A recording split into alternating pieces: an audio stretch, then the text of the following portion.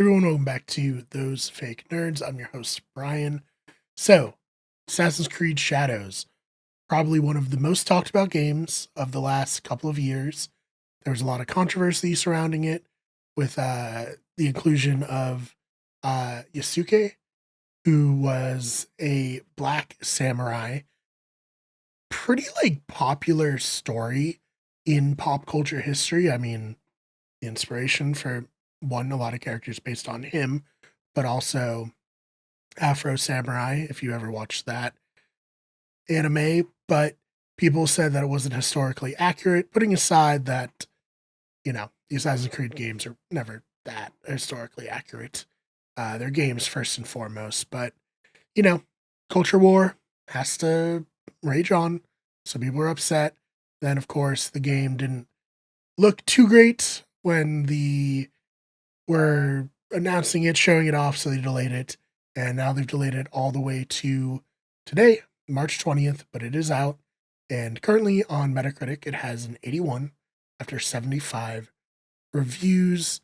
And let's look at what some reputable sources have to say. All right, so start with a bad one from Dual Shockers, who says Assassin's Creed Shadows is a bloated collection of uninspired quests that quickly turn into repetitive, boring grind, while the art and history teams deserve recognition. And then VG247 gave it a 100 and said, there are problems with Assassin's Creed Shadows for sure, but it's so fun to play. It's telling a gripping story, and there's so much sense of progress and reward for every little thing. So you get a little bit of the good, a little bit of the bad there for Assassin's Creed Shadows. But one of the things that people were upset about was in Assassin's Creed Shadows, as with a lot of Assassin's Creed games, you were able to destroy a lot of the environments. And this included some of the tables and racks in temples and shrines. And that apparently caused concern for people in Japan who, these are religious spaces for them and they didn't really appreciate that being included in the game. So this is from IGN. Amid Japan concern about Assassin's Creed Shadows, Ubisoft confirms day one patch that makes tables and racks in temples and shrines indestructible. So IGN has confirmed that Ubisoft has quietly released a day one patch for Assassin's Creed Shadows that makes a number of important changes including to temples and shrines. Ubisoft provided IGN with patch notes for the update, which the company confirmed were not included in any public announcement. Assassin's Creed Shadows Day 1 patch. So it says, the update brings various improvements and fixes, including players no longer getting stuck inside movable objects or dodging forward, interacting with them in co-funds, fixed procedural weapons being removed incorrectly when selling items, adjustments to prevent players from going out of bounds when proning against objects, improved horse navigation, reducing issues with turning and blocking paths, lighting adjustments for cave, co-fawn, and architectural entrances and exits, fixed for clothing clipping on Yasuke's outfits while riding and Neo's outfits while crouching. Citizen without weapons no longer bleed when attacked, reducing unintended blood spill in temples and shrines. Tables and racks in temples and shrines are now indestructible. Some objects, like drum, sword bowls, can still be broken as they are generic ones presented everywhere in the world. Tables are still dynamic objects, so players can still push them. So yeah, that's the big thing, that you're no longer going to be able to, I guess, desecrate temples in this game. And obviously, if people in Japan were upset about that, I mean, I can understand, I know people were similarly upset with in Valhalla, where you're just destroying a lot of churches and um where monks live. I can't recall what that's called, but yeah, people were a little not great with that. I don't think they did that for this, but obviously a different country they're trying to appeal to, and it's easier when you are from the religion that is having stuff broken and you can just be like, well, I don't care. But if you're not, you don't want to be insensitive. So that makes sense to me. And then speaking about, controversy and people being insensitive here, Ubisoft is reportedly Ubisoft reportedly has lawyers ready to fight Assassin's Creed Shadow harassment. So the publisher is prepared to protect its staff from personal abuse with the game when it's released. Ubisoft lawyers and a social media surveillance group prepare for the release of Assassin's Creed Shadows, according to a new report. The article previously stated that, according to the original report, Ubisoft had presented an anti-online harassment plan to CSE, which is the name of Canada's National Cryptologic Agency.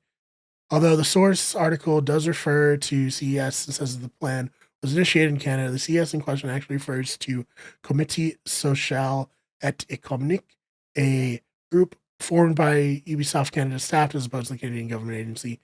And that was just a correction for VGC. This is the main article there.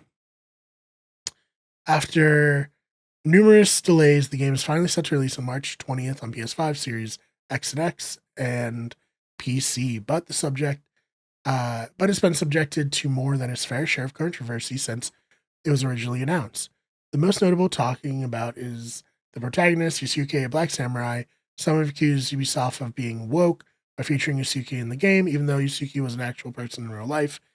The game's director, Chris Benoit, nope, different guy, Charles Benoit, that is a very different guy, has defended the decision, previously telling the Canadian press that Yusuke was chosen so the players can discover Japan through the eyes of a foreigner at the same time as he does.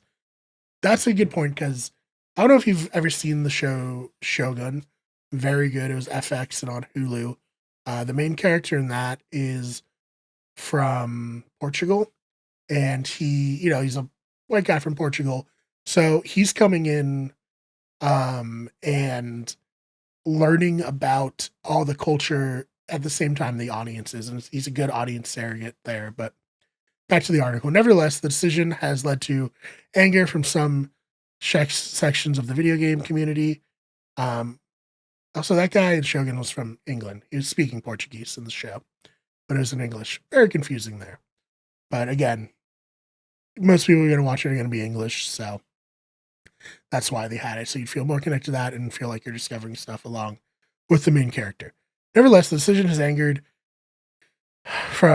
led to anger from some sections of the video game community, which has reportedly led to Ubisoft making preparations for potential harassment incidents that may occur after the game's release. According to the French publication BFM TV, Ubisoft has put in place a system designed to protect its employees, with one staff member reportedly telling the publication, "We advise not to post on social media that we worked at Ubisoft to avoid harassment." So this is one of the more unfortunate things that have come out of the internet culture war of the last decade plus, where it seems like every single game is met with some kind of backlash from the anti-woke crowd. Kingdom Come Deliverance had a very optional gay romance that they were upset about. They were mad that you could put beards on people in Monster Hunter Wilds if they looked like females. This game apparently has a romance, which is optional, with a non-binary character. Obviously, they're upset with Yusuke. They were just mad that Split Fiction had 2 female protagonists. Very exhausting and a very pathetic way to go about living your life when there's so much cool and fun going on in video games. To subject yourself to nitpicking or looking for anti-woke stuff is just damn, sad. Feel bad for you. But what are your thoughts about all of this?